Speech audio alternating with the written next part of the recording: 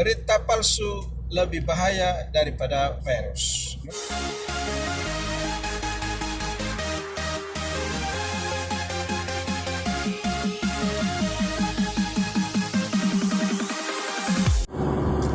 Assalamualaikum.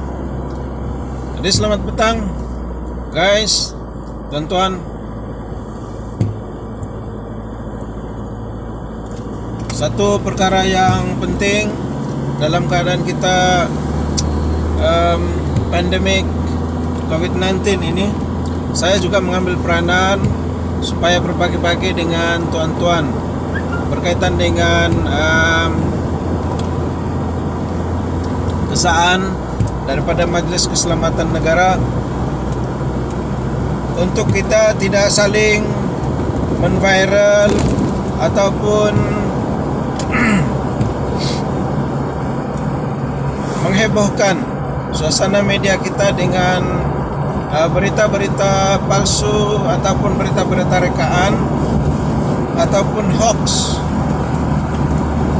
Dan perkara ini sangat penting, terutamanya dalam isu bagaimana negara kita mengendalikan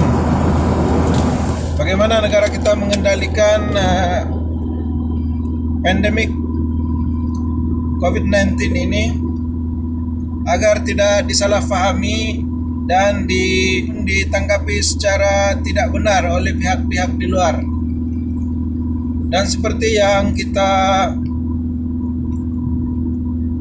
maklumi, Majelis Keselamatan Negara sangat memprihatinkan perkara ini, sehingga kan setiap hari kita mendengar campaign daripada pemimpin negara kita agar tidak menjadi golongan yang memperpanjangkan serta menviralkan perkara-perkara yang tidak jelas, khususnya berkaitan dengan keadaan dan juga kondisi negara kita pada saat ini. Dan justru itu juga dalam agama kita sebenarnya lebih awal-awal lagi telah menegaskan perkara ini supaya kita menjadi orang yang sentiasa awas, alert dan juga prihatin dengan berita-berita yang tidak benar. Ini karena impak ataupun kesan daripada pemberitaan berita-berita yang tidak benar dan juga berleluasannya berita-berita yang tidak ada sahihnya dalam suasana masyarakat kita akan menyebabkan masalah yang lebih besar. Umpamanya adalah disebut dalam surat Al-Hujurat itu, sekiranya datang kepada kamu berita yang memang jelas berita itu bersumber daripada sumber yang kebiasaannya tidak benar ataupun tidak valid, membawa berita yang tidak valid dari segi kebenaran dan juga kesahihan data dan sebagainya, maka kita dilarang untuk memperpanjangkannya. Kerana apa?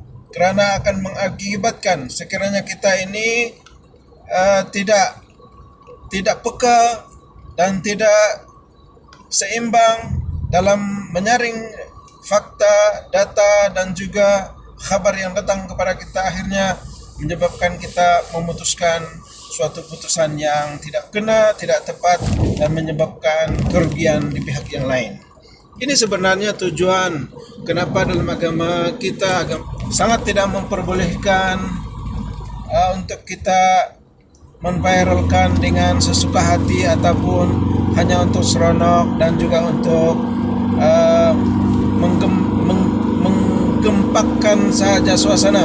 Tetapi kita harus melihat berita-berita yang disampaikan itu adalah berita-berita yang memiliki data yang valid, akurat dan juga bermanfaat untuk semua. Harus diingat bahwa kita ini adalah makhluk sosial, makhluk yang bermuamalah, yang hidupnya adalah hidup secara bersama dan tidak mungkin untuk kita menyampaikan suatu berita, suatu khabar yang boleh menyebabkan prejudis, boleh menyebabkan ketidakseimbangan dalam sistem sosial kita.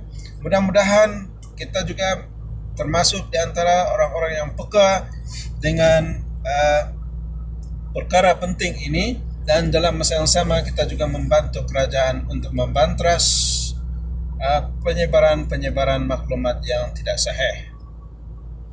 Wabak berita palsu lebih bahaya daripada virus. Mudah-mudahan bermanfaat. Assalamualaikum warahmatullahi taala wabarakatuh.